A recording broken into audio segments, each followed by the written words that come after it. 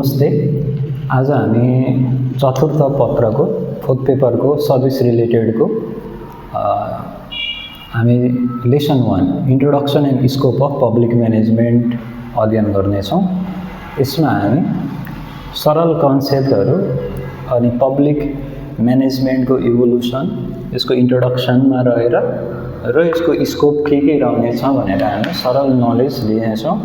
International कन्टेक्स्टमा यसको development, paradigm shift र नेपालको कन्टेक्स्टमा यसको कसरी विकास भएको छ भन्ने हामी यसको अध्ययन गर्नेछौँ। सुरुमा पब्लिक म्यानेजमेन्टको बारे हामी बुझ्नेछौँ।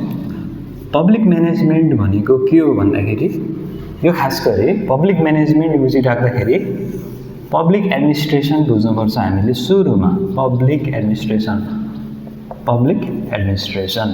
है। अब यहाँ पब्लिक भनेको के हो भन्दाखेरि पब्लिक भनेको त हामी पिपल हो, तर पब्लिक भनिराख्दा हामीले गभर्नमेन्ट बुझ्नुपर्छ वा गभर्नमेन्ट इन्टिटी बुझ्नुपर्छ, जसको फङ्सन हो। के फङ्सन हो भन्दाखेरि पब्लिक सर्भिस डेलिभरी फङ्सन हो वा सर्भिस डेलिभरी फङ्सन हो है। सर्भिस डेलिभरी फङ्सन हो, सरकारी भनेर बुझ्नुपर्छ हामीले है। सर्भिस डेलिभरीको फङ्सन हो है, डेलिभरीको फङ्सन हो। अब यो फङ्सन हो सर, हामी यहाँ पब्लिक म्यानेजमेन्ट मात्रै बुझेर हुँदैन। सुरुमा हामी यतातिर पब्लिक एडमिनिस्ट्रेसन एकतिर, पब्लिक पिए भनेको पब्लिक एडमिनिस्ट्रेसन र एकतिर पब्लिक म्यानेजमेन्ट बुझौँ है। यो पब्लिक एडमिनिस्ट्रेसन भनेकै के हो भन्दाखेरि वाट हो। वाट भनेको यो एउटा स्ट्रक्चर हो, स्ट्रक्चर है, स्ट्रक्चर संरचना हो। यो प्रोसेसमा रुल बेस्ड,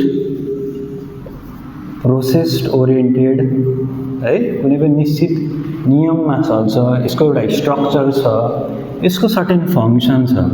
यो किन बनाएको भन्दा यसको सर्टेन फङ्सन छ। वाट भनेको चाहिँ के हो भन्नु भने पब्लिक एडमिनिस्ट्रेसन। अब यो पब्लिक एडमिनिस्ट्रेसनले गर्ने फङ्सन हाउ भन्नु भने पब्लिक एडमिनिस्ट्रेसन हाउ भन्दाखेरि अब कसरी गर्न सक्छ भन्दाखेरि यसले रिसोर्स मोबिलाइजेसन है, अनि पब्लिक इन्ट्रेस्ट वा पब्लिक वेलफेयर है, अनि अर्को भनेको इफिसिएन्ट एन्ड इफेक्टिभ म्यानरमा गर्छ। इफेक्टिभ म्यानरमा चाहिँ फङ्सन गर्छ, म्यानरमा यसले फङ्सन गर्छ। अब हामीले पब्लिक म्यानेजमेन्टलाई बुझौँ। पब्लिक म्यानेजमेन्ट भनेको यही पब्लिक एडमिनिस्ट्रेसनको चाहिँ एउटा फङ्सन हो। फङ्सन अफ वाट भन्दा mobilising the resources in order to gain or in order to attain the public welfare in an efficient and effective manner. Such administrative function or such managerial function of the administration is called public management है। यो हामीले sir public management बुझ्नुभन्दा अगाडि public administration बुझ्नुपर्छ। Public administration भनेको चाहिँ सार्वजनिक प्रशासन, यो संरचना हो। यो एउटा स्ट्रक्चर बेस छ, यहाँ रुल बेस छ, प्रोसेस बेस छ। अझ यसमा थप्ने भने एउटा हाइरार्की हुन्छ है, चेन अफ कमान्ड हुन्छ, स्प्यान अफ कन्ट्रोल हुन्छ। यो सबै सिस्टम चाहिँ पब्लिक एडमिनिस्ट्रेसन हो। हाइरार्की, चेन अफ कमान्ड अनि स्प्यान अफ कन्ट्रोल हुन्छ, स्प्यान अफ कन्ट्रोल है। यो सर बुझिराख्दाखेरि यो पब्लिक एडमिनिस्ट्रेसन भयो। यही पब्लिक एडमिनिस्ट्रेसनले गर्ने कसरी गर्छ भन्दाखेरि यसरी गर्छ। यो अब अन्तिममा चाहिँ किन भन्दाखेरि सर्टेन अर्गनाइजेसनल गोल वा पब्लिक एडमिनिस्ट्रेसनको गोल एचिभ गर्न भनेर अन्तिममा लेख्दा हुन्छ। टु एचिभ सर्टेन गोल भनेर लेख्दा पनि भयो, त्यो नै पब्लिक म्यानेजमेन्ट हो है। अब म्यानेजमेन्ट भन्दाखेरि के को म्यानेजमेन्ट भन्ने कुरा आउँछ। अब म्यानेजमेन्ट भनेको म्यानेजमेन्टमा के पर्छ त भन्दाखेरि एउटा हुन्छ ह्युमन रिसोर्स म्यानेजमेन्ट हुन्छ, ह्युमन रिसोर्स म्यानेजमेन्ट वा एचआरएम लेखौँ। Human resource management, operational management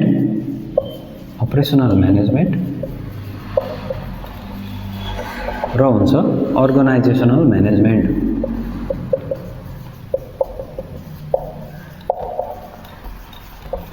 यो चाहिँ म्यानेजमेन्टले ओगट्ने एउटा सर्टेन स्कोप हो, तर यसको स्कोप यो नै होइन, यो एउटा एरिया हो है। म्यानेजमेन्ट चाहिँ कुन ठाउँमा एप्लाई हुन्छ भन्दा ह्युमन रिसोर्समा, मानव व्यवस्थापनमा है, मानव स्रोतको व्यवस्थापन, अपरेसनल म्यानेजमेन्ट र अर्गनाइजेसनल म्यानेजमेन्ट, संरचनात्मक र संस्थागत व्यवस्थापनमा पनि यो प्रयोग हुन्छ।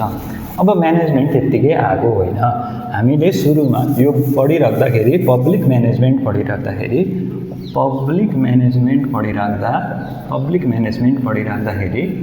हामीले पब्लिक एडमिनिस्ट्रेसन बन्यौँ। यसको इभोल्युसनको बारे पनि हामीले बुझ्नुपर्छ, कसरी पब्लिक म्यानेजमेन्ट आइपुग्यो। अहिले हामीले पढ्ने गर्छौँ नि एनपिएम, न्यू पब्लिक म्यानेजमेन्ट है, new public management, NPS new public service, NPG new public governance, योमा फोकस भएर हामी लर्न गर्छौँ यो टपिकमा। अनि यसको स्कोपमा पोस्टकर्भ थ्योरीमा फोकस भएर गर्छौँ है, पोस्टकर्भ थ्योरीमा फोकस भएर स्कोप चाहिँ पोस्टकर्भ थ्योरीमा, पब्लिक म्यानेजमेन्ट चाहिँ एनपिएममा बेस्ट भएर यो लेसनमा हामी बुझ्छौँ। तर सर बुझ्दाखेरि त्यसको प्याराडाइम सिफ्ट र इभोल्युसन हेर्ने हो भने चाहिँ हामीले सुरुदेखि नै जाउँ होला, थोरै यसको टपिकको अन्डरस्ट्यान्ड चाहिँ हामीले हुनु पर्यो।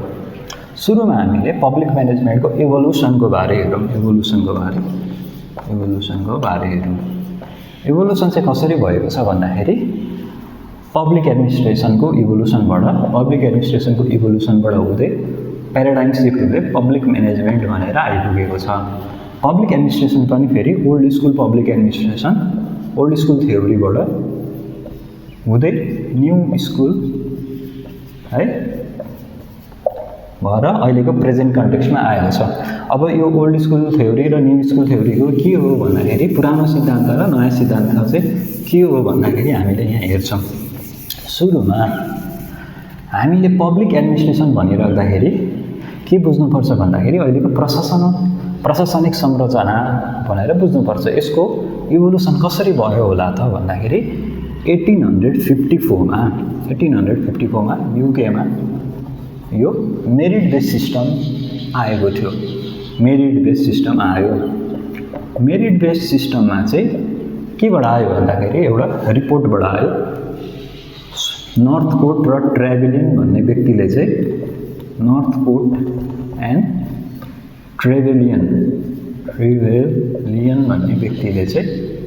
एउटा रिपोर्ट तयार गरे।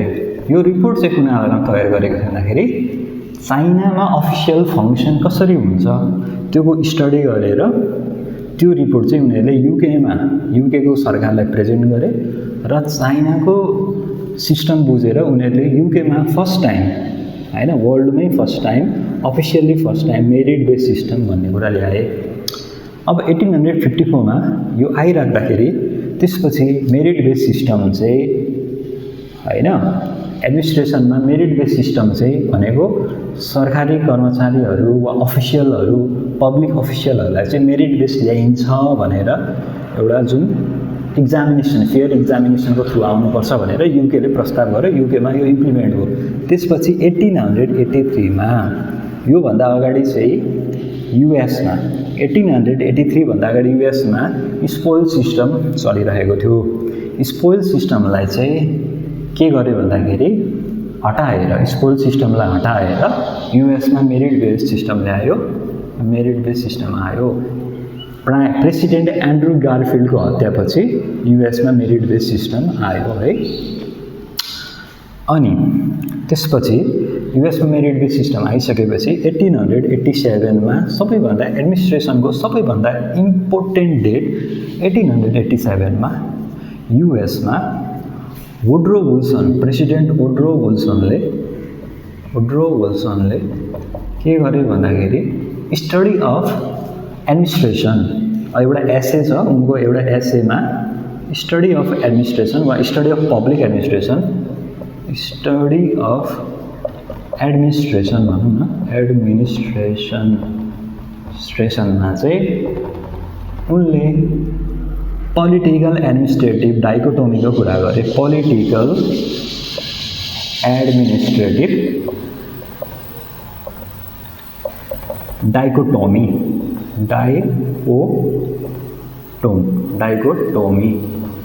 डाइकोटोमीको कुरा गरे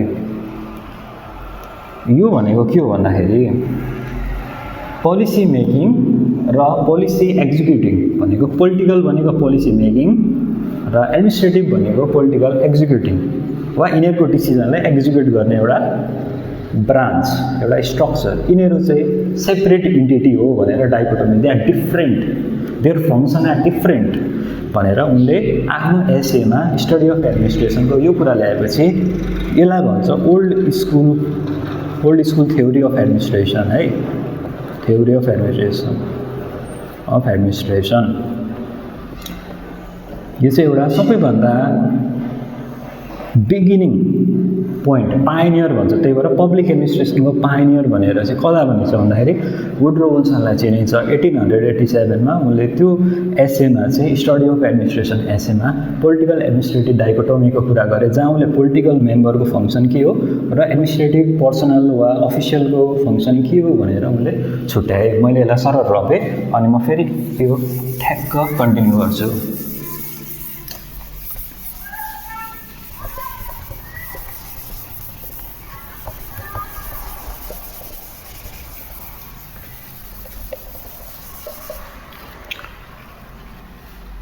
हामीले 1854 को कुरा गऱ्यौँ 1883 को कुरा गऱ्यौँ र 1887 को कुरा गऱ्यौँ यो पब्लिक एडमिनिस्ट्रेसन डाइकोटोमीको कुरा गऱ्यौँ है अब आयो 1911 मा साइन्टिफिक म्यानेजमेन्ट थ्योरी आयो साइन्टिफिक म्यानेजमेन्ट थ्योरी आयो कसले भन्दाखेरि एफडब्ल्यू टेलरले चाहिँ यो थ्योरीलाई गरे त्योभन्दा अगाडि चाहिँ के थियो भन्दाखेरि वर्कको डिभिजनहरू थिएन स्पेसलाइजेसन थिएन पहिले चाहिँ के थियो भने उनले एउटा प्रिन्सिपल दिए त्यो एडमिनिस्ट्रेसनको फङ्सन भनेको it is science not rule of thumb भन्ने एउटा सिद्धान्त यो थम भनेको बुढी अम्लाको आधारमा चलाएर चल्ने सिस्टम होइन यो त एउटा साइन्टिफिक सिस्टम हुनुपर्छ एडमिनिस्ट्रेसन सिस्टम त म्यानेजमेन्ट सिस्टम त साइन्टिफिक सिस्टम पो हुनुपर्छ त्यहाँ त डिसिजन मेकिङ स्पेसलाइजेसन हुनुपर्छ भनेर चाहिँ उनले एउटा सिद्धान्त ल्याए 1900बाट आइसकेपछि 1920s भनौँ वा 1922 नै भन्दा हुन्छ यहाँ म्याक्स वेबरको सबैभन्दा इम्पोर्टेन्ट वेबरिजम पनि भन्छ म्याक्स वेबरको ब्युरोक्रेटिक मोडल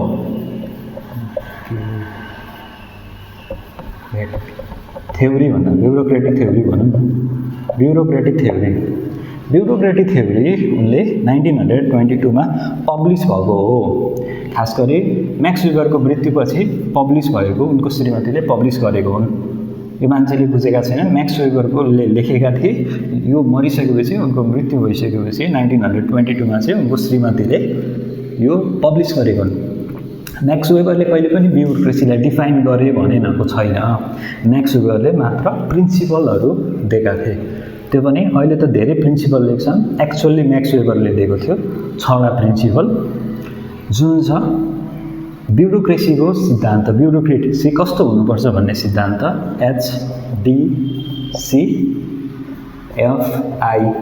भन्ने उनले एउटा सिद्धान्त दिए यो भनेको एच भनेको हायरार्की डिभिजन अफ वर्क है चेन अफ कमान्ड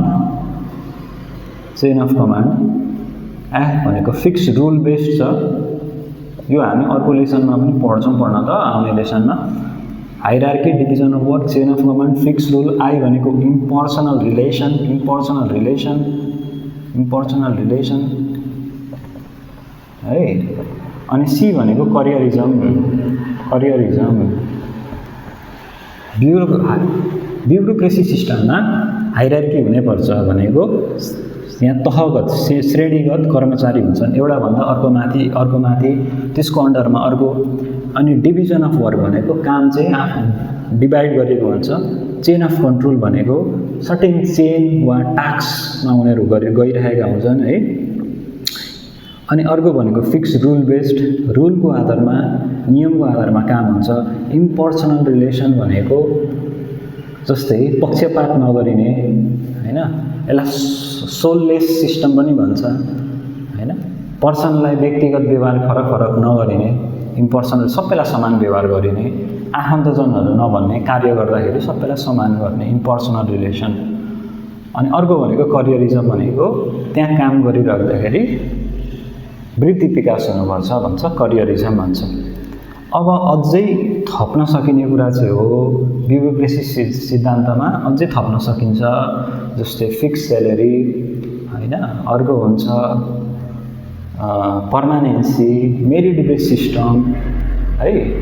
अनि अरू के हुन्छ वेस्टर्न रुल्स, रुल अफ ल त यहाँ रुल बेस्ड भनिसकेको छ, मेरिट बेस्ड, इफिसियन्सी, अनि न्युट्रालिटी हैन, confidentiality, based on ethics, moral value, त्यो अरू पनि थप्न सकिन्छ। तर एक्चुअली हुन चाहिँ यो हो। अब ब्युरोक्रेसी थ्योरी पछि 1922 पछि आयो। अब 1937 को पालो। 1937 मा के आयो भन्दाखेरि पोस्ट कर थ्योरी। सबैभन्दा अहिले हामी यसको स्कोप, अहिले हामी यसलाई भिन्दै पढ्नुपर्छ, यसलाई भिन्दै अहिले पढिन्छ। 1937 मा पोस्ट कर थ्योरी आयो। पोस्ट कर थ्योरी चाहिँ कसको भन्दा लुथर गुलिक र लिन्डल अर्विकको पोस्ट कर थ्योरी भन्ने आयो 1937 मा। 37 मा planning, organising, staffing, directing, controlling हैन, रेगुलेटिङ र बजेटिङ भन्छ। अब यो 1937 मा आयो। अनि त्यसपछि आएको छ 1937 डाइरेक्ट भएछ। 1920 मै एउटा थियो, 1920 मै आउँथ्यो, यो मिस भएछ। 1920 मा एउटा के आउँछ भन्दाखेरि ह्युमन रिलेसन थ्योरी भन्छ। ह्युमन रिलेसन थ्योरी भनेको एल्टन मायोले गरेको, एल्टन मायोको थ्योरी हो।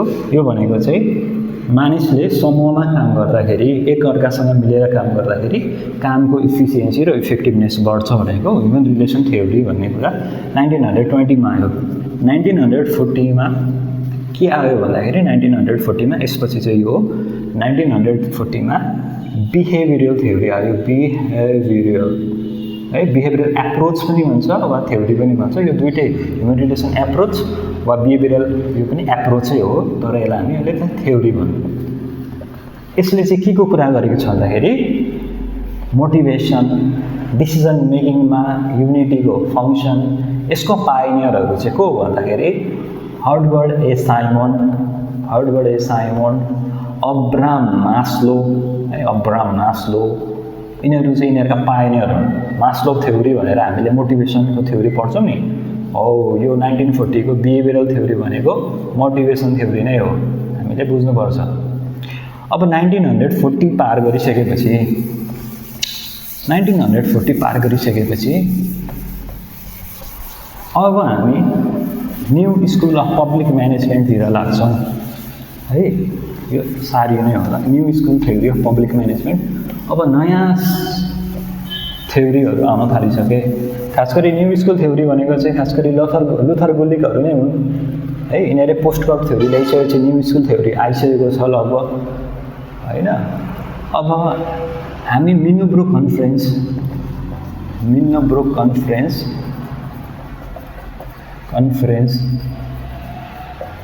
1 1968 डोलाइट वाल्डो भन्छ, यसको पाइनियर वा चेयरपर्सन त्यतिखेर यो युएसमा भएको कन्फरेन्स हो। यसबाट एनपिए आएको हो। न्यू पब्लिक एडमिनिस्ट्रेसन आएको हो। अब न्यू पब्लिक एडमिनिस्ट्रेसन र ओल्ड पब्लिक एडमिनिस्ट्रेसनमा के छ भन्दाखेरि यो पब्लिक अफिसियलहरूलाई चाहिँ public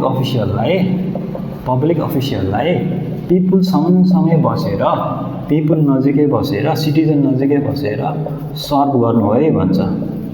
serving at the nearest point भन्छ, सर्भ गर्नु होइन। सिटिजन सँगसँगै बसेर public official near to the citizen public अफिसियललाई नै के गर्ने भन्दाखेरि डिसेन्ट्रलाइज गर्ने, यिनीहरूलाई सिटिजन नजिकै पुर्याउनुपर्छ, क्वालिटी इन्हेन्स गर्नुपर्छ, सर्भिसको क्वालिटी इन्हेन्स गर्नतिर लाग्नुपर्छ है, पब्लिक अफिसियलको टास्क हो भनेर चाहिँ एनपिएले एउटा सिद्धान्त ल्यायो। अब मिनोब्रुक कन्फरेन्स 1 पछि 1968 गइसकेपछि आउँछ अब 1980s तिर आयो। के आयो भन्दाखेरि एनपिएम, मोस्ट इम्पोर्टेन्ट टपिक एनपिएमको कुरा आयो। अब एनपिएमलाई हामी थ्याचरिजम वा रेगानिजम पनि भन्छौँ। न्यू पब्लिक म्यानेजमेन्टलाई मार्गरेट थ्याचर युकेको प्राइम मिनिस्टर र रोनाल्ड रेगन युएसएको प्रेसिडेन्टको नेतृत्वमा चाहिँ एनपिएम आएको हो। सुरुमा युकेमा, त्यसपछि युएसमा। अब यसको मेन क्रेडिट पायोनियर भनेर चाहिँ हामी कसलाई चिन्छौँ भन्दाखेरि क्रिस्टोफर हुड र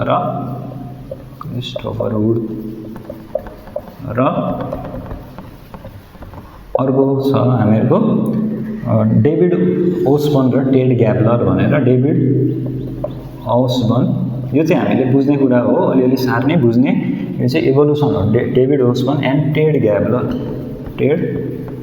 ग्याब्लर है। यिनीहरूले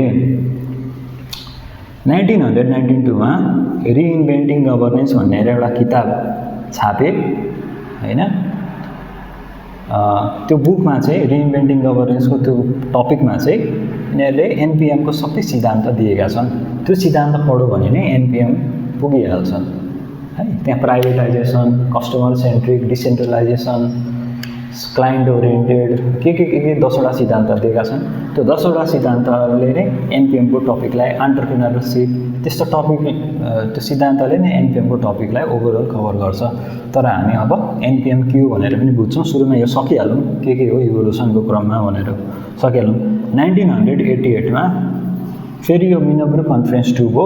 तर यो मिनोब्रुक कन्फरेन्स 2 खासै इम्पोर्टेन्ट छैन, यो नलेख्दा पनि हुन्छ। मिनोब्रुक कन्फरेन्स 2 1988 मा भएको थियो, युएसमै भएको थियो। यो 2 मिनोब्रुक कन्फरेन्स 2 यो नलेख्नु होला। अब हामी डाइरेक्ट 90s तिरको भएको जेनेट डेनार्ड र रबर्ट डेनार्ड होला। डेनार्ड एन्ड डेनार्ड भन्छ। एनपिएस भन्ने सिद्धान्त ल्याए, न्यू पब्लिक सर्भिस भन्ने सिद्धान्त ल्याए यिनीहरूले। डेनार्ड एन्ड डेनार्डले ल्याएको सिद्धान्त यसमा चाहिँ के भन्छ भन्दाखेरि एनपिएमको सुधारिएको फर्म हो। एनपिएममा चाहिँ कस्टमर जसरी ट्रिट गर्नु होइन, यसले प्रफिटलाई हेर्छ होइन, चोइस हुन्छ, धेरै चोइस हुन्छ। तर सिटिजनलाई कस्टमर बनाएको छ भने एनपिएसले चाहिँ यसको क्रिटिसाइज गरेर सिटिजन जसरी नै त्यो के अरे सम्मान गर्नुपर्छ भनेर एनपिएसले चाहिँ treat citizen like citizen not customer, अनि सिटिजनको सेटिस्फ्याक्सन हेर्नुपर्छ भनेर एनपिएसले भनेको छ है। 1990s मा यो आयो। अनि अर्ली 2000 वा 2006 तिर चाहिँ 2006 देखि 2010 सम्म आएको छ एनपिजी, न्यू पब्लिक गभर्नेन्स। यसलाई नेटवर्किङ गभर्नेन्स पनि भन्छ। हामीहरूको अहिलेको जुन लोकल गभर्नेन्स, फेडरल गभर्नेन्स छ नि, यो एनपिजीको बेस्टमा आधारित छ एनपिजी। अब यो भयो इभोल्युसन, डेट वाइज इभोल्युसन मैले भने एनपिजी आयो है। त्यसपछि आयो ई गभर्नेन्स आएको छ होइन, विभिन्न गभर्नेन्स आएको छ, ग्लोबल गभर्नेन्स आएको छ। यसमा धेरै नजाउँ, अब डाइरेक्ट टपिकभित्र जाउँ, हामी टपिकलाई नै डिस्कस गरौँ।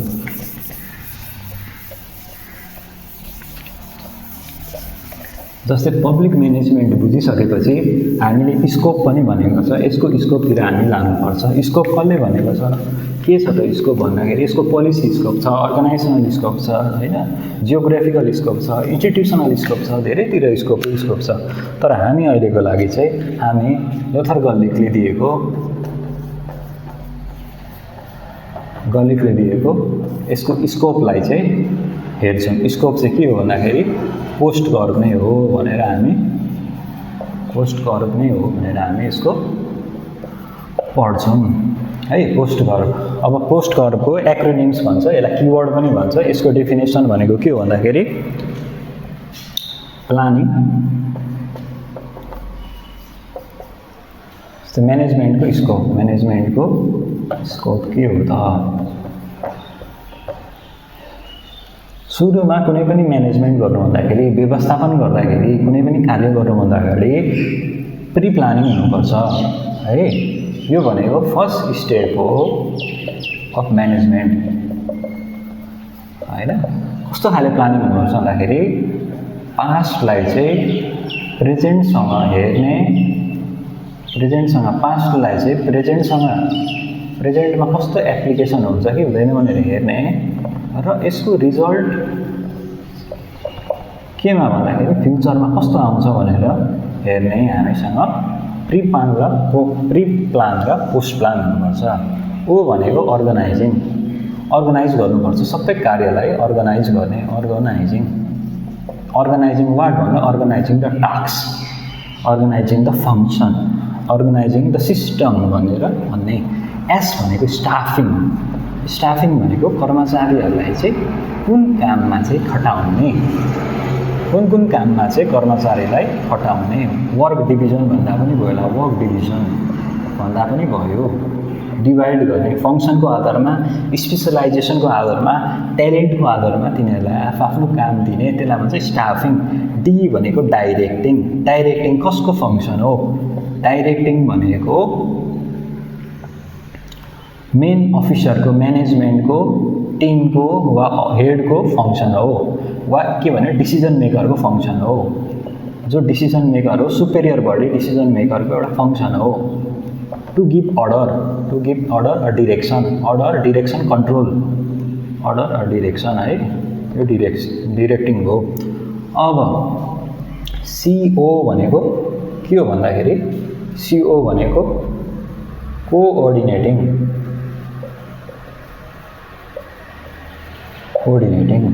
सबै टिमलाई चाहिँ कोअर्डिनेट गर्नु, कोअर्डिनेट गर्न सक्नु, त्यसलाई भन्छ कोअर्डिनेटिङ।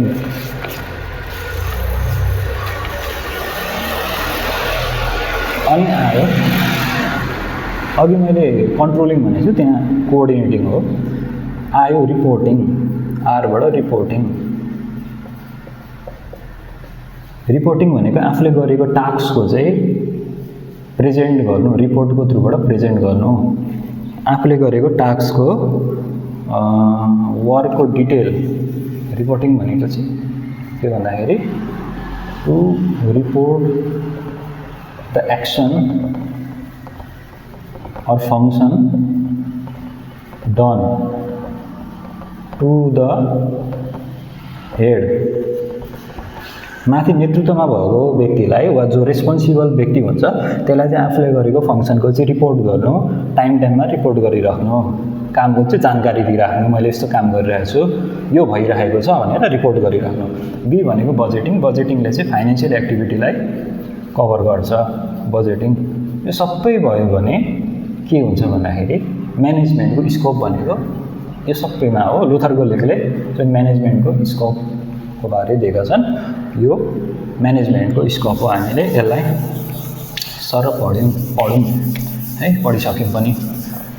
अब आउँछ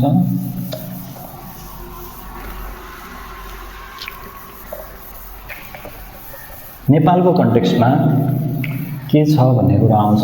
वा हामीले एनपिएमलाई हल्का बुझौँ, एनपिएमलाई बुझौँ। म्यानेजमेन्ट भनेपछि एनपिएम छुट्नु भएन, एनपिएमलाई बुझौँ है, हल्का थोरै एनपिएम बुझौँ। एनपिएमको कन्सेप्ट 1980sबाट आएको है, 1980sबाट आएको यसलाई थ्याचरिजम वा रेगानिजम भनिन्छ, अघि नै मैले भनिहालेँ। यसको फङ्सन भनेको चाहिँ गभर्मेन्टको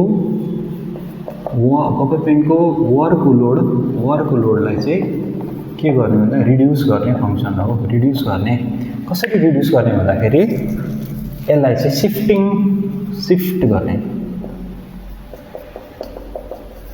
वर्कलोडलाई सिफ्ट गर्ने। प्राइभेटाइजेसन वा प्राइभेटाइजेसन नै भन्नु,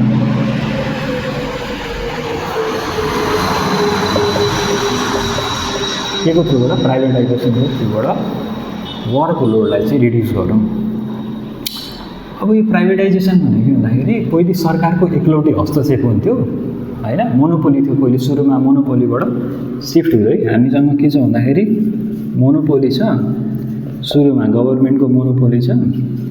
यो मोनोपोलीलाई चाहिँ हामीले रिड्युस गरेर के गर्यौँ, लिबरल गर्यौँ। गर्दाखेरि के भयो भन्दाखेरि प्राइभेट अर्गनाइजेसनहरूलाई आह्वान गऱ्यौँ हैन, प्राइभेट अर्गनाइजेसनलाई आह्वान गऱ्यौँ। प्राइभेट अर्गनाइजेसनलाई कसरी आह्वान गर्ने भन्दाखेरि कन्ट्र्याक्टिङ आउटसोर्सिङ, बाहिरबाट स्रोतहरू खोजेर ल्याउने, काम गराउने हैन, लिजहरूमा लगाउने, लिज पनि भनौँ, आउटसोर्सिङ, कन्ट्र्याक्टिङ आउट है, आउटसोर्सिङबाट चाहिँ हामीले प्राइभेटलाई चाहिँ आह्वान गर्ने। अब प्राइभेटलाई आह्वान गरेपछि एनपिएमले अब के हुन्छ त भन्दा हामीसँग मल्टिपल चोइस हुन्छ, हामीसँग अप्सन हुन्छ। यसले केमा फोकस गर्छ भन्दाखेरि क्वालिटीमा फोकस गरौँ, चोइसमा फोकस गरौँ, मोर अप्सन दियो। अनि यसको मेन सिद्धान्त केमा आधारित छ, सिद्धान्त चाहिँ केमा आधारित छ भन्दाखेरि यसको फङ्सन केमा आधारित छ त्यो बुझ्नुपर्छ। एनपिएमको फङ्सन वा एउटा यसको प्रिन्सिपल के हो भन्दाखेरि 3E+R भन्छ है, 3E+R भन्छ एनपिएमको सिद्धान्त, योमा आधारित छ। 3 भनेको इफिसियन्सी, इफेक्टिभनेस, अनि अर्को छ इकोनोमी। अनि यो केमा डाइरेक्टली रिलेटेड छ भन्दा रिजल्टसँग रिलेटेड छ है। एनपिएमको यसरी छ। अब एनपिएम नेपालमा 2048 सालमा गिरिजा प्रसाद कोइराला आयोगपछि आयो। 2049 सालमा प्राइभेटाइजेसन एक्ट भयो। त्यतिखेर नेपालका पब्लिक इन्टिटीहरू प्राइभेटाइज हुन थाले।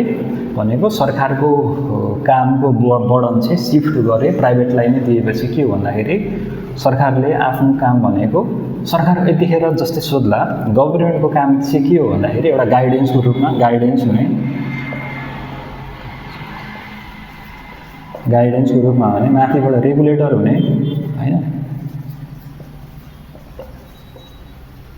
हेर्ने त्यसलाई रेगुलेट गर्ने काम चाहिँ गभर्नमेन्टको हुन्छ।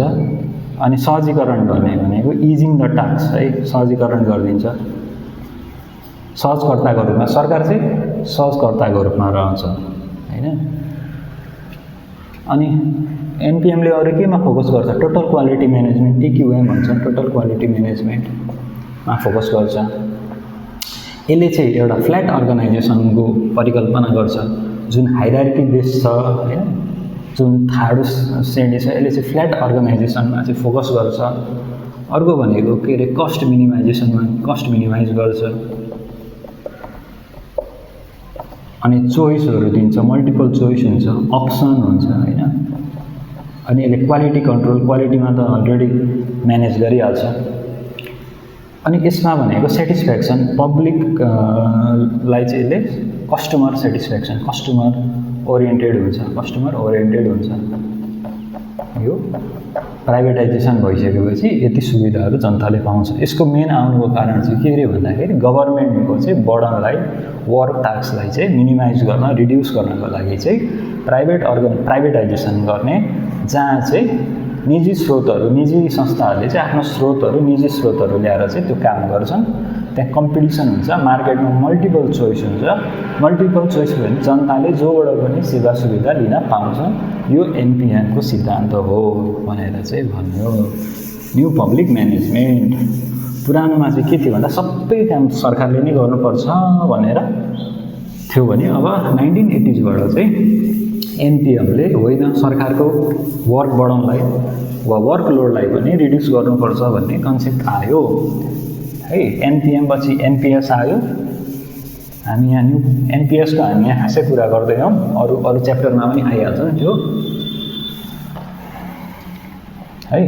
अब आयो यो कुरा गरिराख्दाखेरि सिभिल सर्भिस नेपालको कन्टेक्स्टमा सिभिल सर्भिसको कुरा आयो। सिभिल सर्भिस इन नेपाल है, सिभिल सर्भिस इन नेपाल कसरी चाहिँ हल्का यसको पनि हामी धेरै डिस्कस गर्दैनौँ। यहाँ 1.4 च्याप्टरमा हामीले पढ्नै पर्छ बिस्तारै होइन। सरी 1.5 मा चाहिँ इभोल्युसनको हामीले पढ्नै पर्छ। त्यो बेसिक यहाँ चाहिँ बेसिक कुराहरू मात्रै गर्छौँ। 2007 सालमा सिभिल सर्भिस इन नेपाल कसरी आयो भन्दाखेरि 2007 सालमा डेमोक्रेसी भएपछि मोडर्न सिभिल सर्भिस स्टार्ट भयो। मोडर्न सिभिल सर्भिस अनि 2008 मा पिएससीको फर्मेसन पब्लिक सर्भिस कमिसनको फर्म भयो है। अनि 2009 सालमा 2009 एडीमा सरी बीएसमा, यो सबै बीएसमा हो। 2009 बीएसमा चाहिँ के भयो भन्दाखेरि एमएन बुचको नेतृत्वमा बुच कमिसन भयो।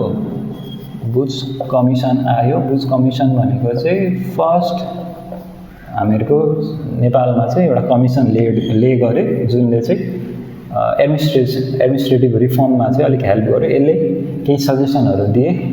एडमिनिस्ट्रेसनको स्ट्रक्चर कस्तो हुनुपर्छ भन्ने सजेसन, अनि चिफ सेक्रेटरीको लागि रिकमेन्डेसन, चिफ सेक्रेटरी मुख्य सचिवको सेक्रेटरीको लागि रिकमेन्डेसन, मुख्य सचिवको प्रस्ताव राख्यो। अनि 2013 सालमा टङ्कप्रसाद आचार्यको नेतृत्वमा एडमिनिस्ट्रेटिभ एआरसी भन्छ, एडमिनिस्ट्रेटिभ रिफर्म प्लानिङ कमिसन भन्छ है। यो चाहिँ टङ्कप्रसाद आचार्यको नेतृत्वमा, यसलाई आचार्य कमिसन पनि भन्छ। 2013 सालमै सिभिल सर्भिस एक्ट पनि आयो। सिभिल सर्भिस एक्ट ल्यायो। यो सिभिल नेपालमा पहिलोचोटि सिभिल सर्भिस एक्ट आयो है। अनि त्यसपछि 2015 सालमा सिभिल सर्भेन्टको लागि ट्रेनिङको व्यवस्थापन हुन थाल्यो। 2015 मा। अनि 2021 मा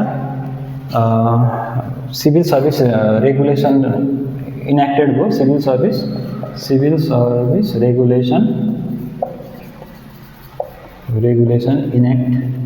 इनेक्टेड भनौँ है। 2025 सालमा बेखबहादुर झा कमिसन भनौँ, झा कमिसन आयो जुनले पनि एआरसी एडमिनिस्ट्रेटिभ रिफर्म कमिसन भनौँ न, एडमिनिस्ट्रेटिभ रिफर्म कमिसन प्रशासन सुधारको लागि यसले प्रस्तावहरू गरे। के सुधार्नुपर्ने हो, कर्मचारीको इन्ट्रीहरूको बारे कुरा गरे होइन, सेवा सुविधाहरूको बारे कुरा गरे, र्याङ्क र पोस्टहरू बिचको कुरा गरे। 2032 सालमा बेखबहादुर थापा कमिसन आयो। थापा कमिसनले पनि प्रशासन सुधार, संरचनात्मक सुधारको बारे, एडमिनिस्ट्रेटिभ रिफर्म कमिसनै भन्छ, यसको बारे कुरा भयो है। त्यसपछि 2048 सालमा कोइराला आयोग आयो। सबैभन्दा इम्पोर्टेन्ट कोइराला आयोग भनौँ न, होइन कोइराला कमिसन एआरसी नै भनौँ न, यो एडमिनिस्ट्रेटिभ रिफर्म कमिसनै भनौँ। यो गिरिजाप्रसाद कोइरालाको नेतृत्वमा भएको थियो होइन। आयोग कोइराला आयोग भन्दा पनि हुन्छ। सबैभन्दा इम्पोर्टेन्ट यो आयोगको प्रस्तावले अब यो रबौँ होला। यो आयोगको प्रस्तावले के गर्यो भन्दाखेरि सबैभन्दा इम्पोर्टेन्ट टास्क यतिखेर भएको हो। 2048 सालको पछि नेपालमा 2000 प्राइभेटाइजेसन हुन थाल्यो। प्राइभेटाइजेसन अनि downsizing of organisation or employee, downsizing downsizing of organisation, अर्गनाइजेसनको स्ट्रक्चरलाई घटायो, रिड्युस गर्यो, reducing the size of employee, reducing the number of employee, number of employee होइन सिभिल सर्भेन्ट, सिभिल सर्भेन्ट कति भन्दाखेरि 1,00,000 इम्प्लोइ लगभग 1,22,000 इम्प्लोइलाई चाहिँ घटाएर 77,000मा मात्रै कायम राख्यो। यो reducing the number of civil servant सबैभन्दा इम्पोर्टेन्ट। र यतिखेरदेखि नै हाम्रो कन्ट्रीमा एनपिएम पनि लागू भयो। अब चाहिँ के गर्ने भन्दा प्राइभेट सेक्टरलाई दिने, सरकारको काम वर्कलोडलाई चाहिँ घटाउने होइन, इफिसियन्सी र इफेक्टिभनेसमा फङ्सन हुने, क्वालिटी इन्हान्स गर्ने, भद्दा स्ट्रक्चरलाई चाहिँ फ्ल्याट बनाउने भनेर चाहिँ विभिन्न प्रस्तावहरू ल्यायो। त्यसपछि हामीसँग आयो पम्फा भुसाल आयोग पनि छ, दाहाल आयोग पनि छ, दाहाल कमिसन पनि छ। सायद मलाई लाग्छ 2071 सालमा दाहाल आयोग आयो, दाहाल कमिसन माथि भुसाल कमिसन,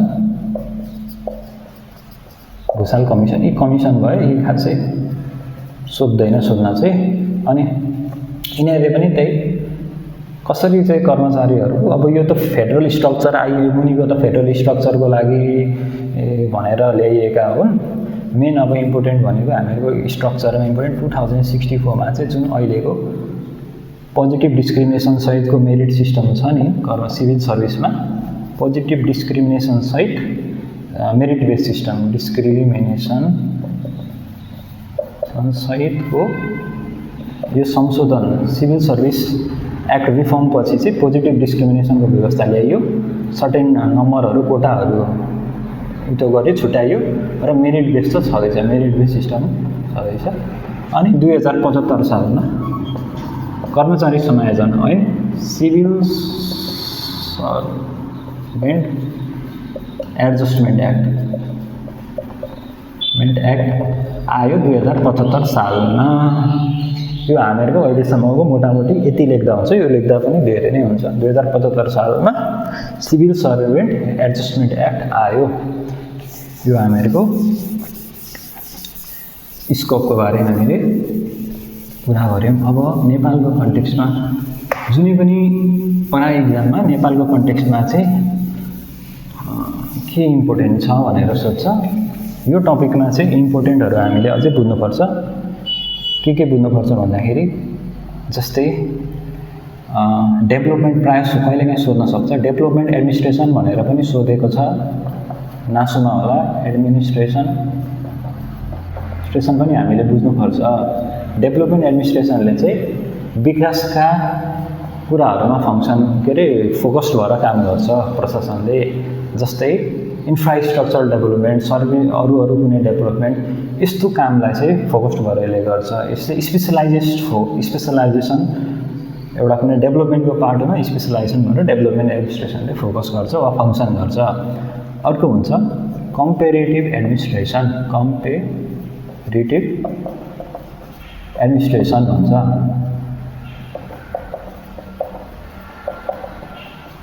यो फ्रेडरिक रिक्सको सिद्धान्तमा बेस छ है, कम्पेरेटिभ एडमिनिस्ट्रेसन। वा अर्को हुन्छ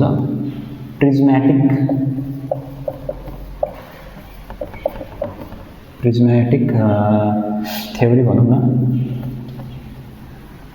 थ्योरीमा आधारित छ कम्पेरेटिभ एडमिनिस्ट्रेसन छ।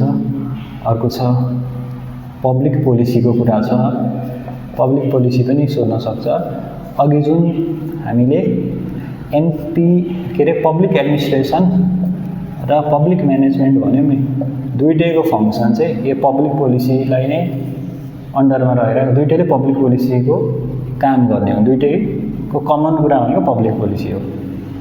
त्यो चाहिँ हामीले बुझ्नुपर्छ। यसले यही पोलिसी बनाउँछ, यसले यही त्यो पोलिसीलाई चाहिँ म्यानेज गर्छ है। अब नेपालको कन्टेक्स्टमा पब्लिक म्यानेजमेन्टमा भएका कमजोरीहरू के छन् र यसलाई सुधार्न के गर्न सकिन्छ नेपालको कन्टेक्स्टमा है पब्लिक म्यानेजमेन्टमा भएका कमजोरीहरू ड्रब्याक्सहरू के छ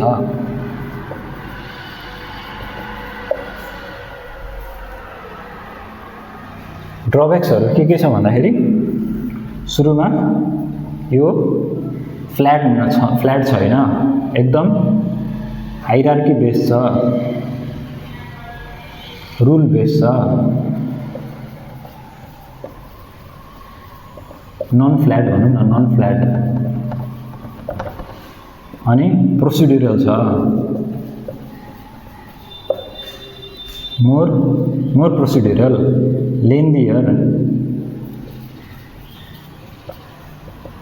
ट्रस्टवर्दी छैन non trustworthy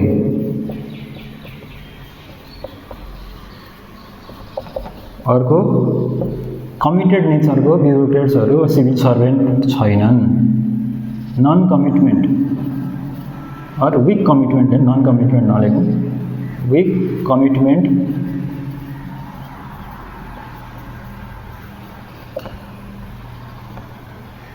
among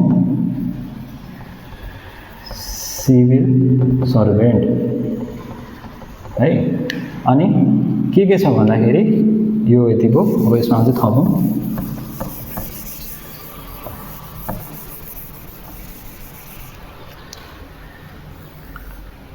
bloated system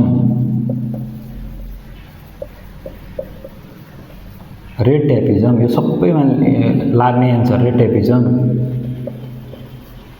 मनाना कल्चर भोलि बात भन्ने सिद्धान्त हावी छ हैन अनि अर्को भनेको जस्तै यो यहाँ फेभरेटिजम र नेपोटिजम पनि एक्जिस्ट गर्छ सर्भिसमा हैन अनि करप्सन कुन करप्सन भन्दा यहाँ अहिलेको कन्टेक्स्टमा पोलिसी करप्सन निकै हावी भइरहेछ माथिको लेभलमा हैन वाइट कलर क्राइमहरू निकै हावी छ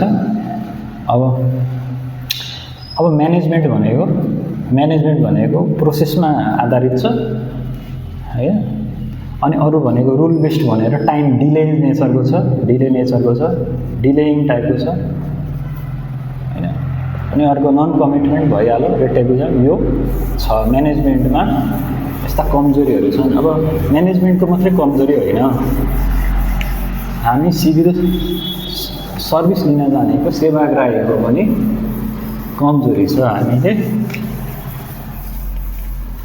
सेवा सम्बन्धी हामीले नलेज नराख्नु हामीसँग पर्याप्त ज्ञान नहुनु सर्भिस रिलेटेड नलेज नहुनु हैन आइडिया नहुनु ती पनि कमजोरीहरू छन् आजको लागि यति गरौँ होला यो भन्दा बेसी नगरौँ यो जस्ट कन्सेप्ट र स्कोपको कुरा हो यति बुझ्दाखेरि पर्याप्त भइहाल्छ हस् त थ्यांक यू भेरी मच